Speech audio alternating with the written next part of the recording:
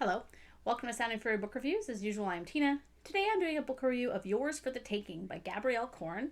This is a sci-fi post-apocalyptic cli-fi novel. It comes out December 5th, 2023.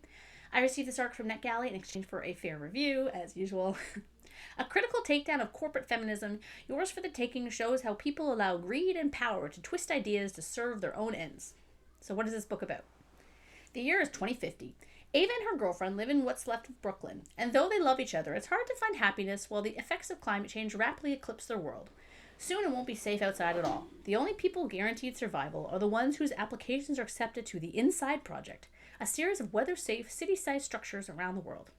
Jacqueline Millender is a reclusive billionaire women's rights advocate, and thanks to generous donations, she's just become the director of the Inside, being built on the bones of Manhattan. Her ideas are unorthodox yet alluring. She's built a whole brand around rethinking the very concept of empowerment. Shelby, a business major from a working-class family, is drawn to Jacqueline's promises of power and impact. When she lands her dream job as Jacqueline's personal assistant, she's instantly swept up in the glamorous world of corporized feminism. Also drawn into Jacqueline's orbit is Olympia, who is finishing up medical school when Jacqueline recruits her to run the health department inside. The more Olympia learns about the project, though, the more she realizes there's something much larger at play. As Ava, Olympia, and Shelby start to notice the cracks in Jacqueline's system, Jacqueline tightens her grip, becoming increasingly unhinged and dangerous in what she's willing to do and who she's willing to sacrifice to keep her dream alive.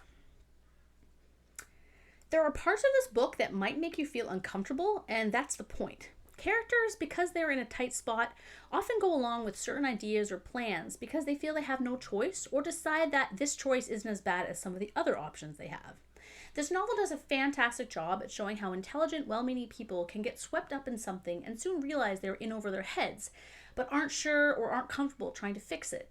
In this regard, the book is able to convey its point quite clearly, and it's no mystery what it's trying to say. Basically, it's trying to argue that corporate feminism is not helpful. Yet, the novel spends more time on its purpose than its story. Despite the Inside holding 500,000 people, we only see about 6 of them. In this regard, it feels smaller than it would be, perhaps so we don't start thinking about the bigger picture regarding the structure and the micro-civilization itself. In that regard, if you're reading this thinking it's like Wool, the Silo series, or that it's an apocalypse book with the world ending, etc., it's not really that at all. We only get glimpses of the apocalypse and the aftermath. The inside aspect is not meant to be taken literally, I believe, because if so, then it's missing a whole lot of logistical believability. How are these structures built to maintain things like Bluetooth, electricity, etc. over the years? How and why would people work there? How do they prevent against viruses? How are things transported up and down from a space station when there seem to be no people to produce fuel? How are microprocessors and microchips maintained? Where do they find replacements for certain things integral to the plot of the story? Where do the outside people go?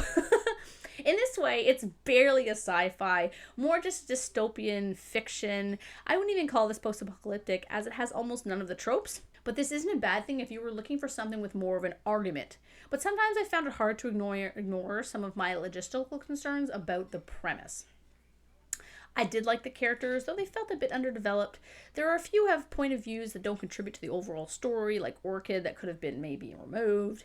Ava and Olympia both felt like different people from the start of the novel to the end, but we're not kind of seeing that trajectory because the novel jumps like 20 years at one point, and they're just kind of different after that. And I'm like, well, it would have been nice to kind of see that. And we're often told a lot about a person rather than shown it. But that isn't to say that I wasn't enjoying this story. I didn't think it was great. I really liked it. I couldn't put it down. It was compelling.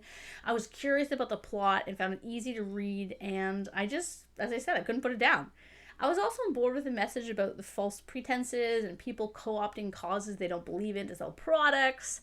The novel also broaches themes of choice, reproductive justice, parenthood, power, and climate change.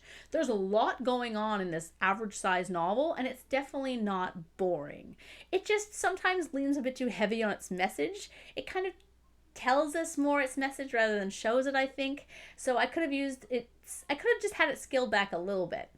Overall, though, if you're interested in the themes I talked about, it's definitely worth reading. I really enjoyed it. If you're part of some kind of like a feminist book club or just like a sci-fi book club that wants to talk about concepts more than characters, things like that, I think it'd be a great book for that. I really did enjoy it. I thought it was really good.